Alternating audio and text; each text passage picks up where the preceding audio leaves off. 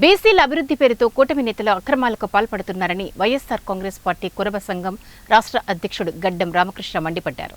గత వైసీపీ పాలనలో సచివాలయం ద్వారా నేరుగా లబ్ధిదారులకే సంక్షేమ పథకాలు అందించామని గుర్తు చేశారు.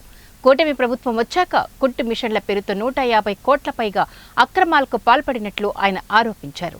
అసలైన లబ్ధిదారులకు కాకుండా బినామీ పేర్ల కంపెనీలతో కుట్టు మిషన్లను అందిస్తున్నట్లు కాకి లెక్కలు చూపిస్తున్నారని ఎద్దేవా చేశారు. ప్రజాధనాన్ని సరైన పద్ధతిలో కూటమి ప్రభుత్వం ఖర్చు చేయకుండా అవినీతి అక్రమాలకు పాల్పడుతున్నారని అన్నారు. తక్షణమే కుట్టు మిషన్ల శిక్షణ కొనుగోళ్లపై దర్యాప్తు చేపట్టాలని డిమాండ్ చేశారు.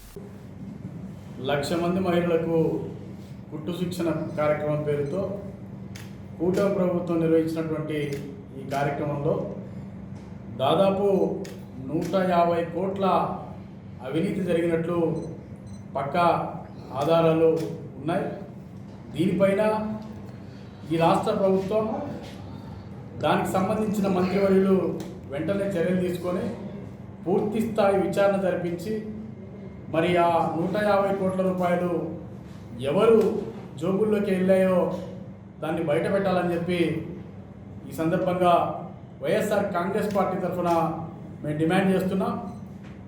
ఈరోజు కూటమి ప్రభుత్వం ప్రతి దాంట్లో కూడా మరి అవినీతి చేసుకోండి అని చెప్పి, మీరు డబ్బులు సంపాదించుకోండి అని చెప్పి తమ పార్టీ నాయకులకు కార్యకర్తలకు మరి కూటమి ప్రభుత్వం ఆదేశాలు ఇచ్చినట్టుంది. మరి ఈరోజు చూస్తే గ్రామాల్లో ప్రతి దాంట్లో కూడా కూటమి పార్టీల నాయకుల పెత్తనాలు విరిగిపోయినాయి. కూటమి పార్టీల నాయకులు విచ్చలవిడిగా అవినీతి చేసి దోచుకుంటున్నారు. దీన్ని వెంటనే రాష్ట్ర ప్రభుత్వం అరికట్టాలని చెప్పి వైఎస్ఆర్ కాంగ్రెస్ పార్టీ డిమాండ్ చేస్తుంది. ఏదైతే మీడియా మిత్రులకు అందరికీ నా నమస్కారం. ఈరోజు ఈ మీడియా సమావేశము బీసీ మహిళలకు ఉపాధి అనే క్రమంలో వారికి కుట్టు శిక్షణ నెపముతో 1,00,000 జనాభా 1,00,000 మహిళలకు ట్రైనింగ్ పేరుతో ఒక్కొక్కరికి 23,000 రూపాయలు ఖర్చు చూపిస్తూ ఒక కార్యాచరణ స్టార్ట్ అయింది. అయితే 23,000 రూపాయల్లో 36 గంటలు ఒక్కొక్కరికి ట్రైనింగు, ఒక్కొక్కరికి ఒక మిషను,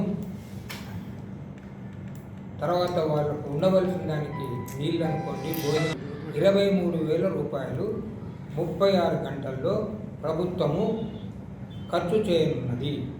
అయితే మా విన్నపం ఏమంటే, గతంలో కూడా నాన్ గవర్నమెంటల్ ఆర్గనైజేషన్స్ ద్వారా కొన్ని వేల మందికి టైలరింగ్ ట్రైనింగ్ ఇవ్వడం జరిగింది. అలాగే కొన్ని నేషనలైజ్డ్ బ్యాంక్స్ కూడా ట్రైనింగ్ ఇవ్వడం జరిగింది. వారికి ఎవరికి కూడా ఉపాధి లేకుండా, అంటే వీరికి ఇవ్వద్దని మేము అంటం లేదు, వారికి కూడా ఉపాధి కల్పించి మీరు వీరికి కూడా చేయడం మంచిది. ఇకపోతే ఈ ట్రైనింగ్లో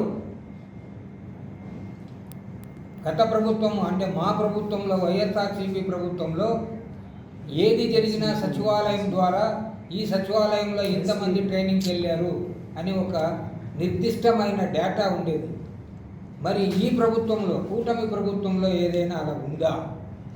మాకైతే ఇంతవరకు ఆ దాఖలా కనపడలేదు.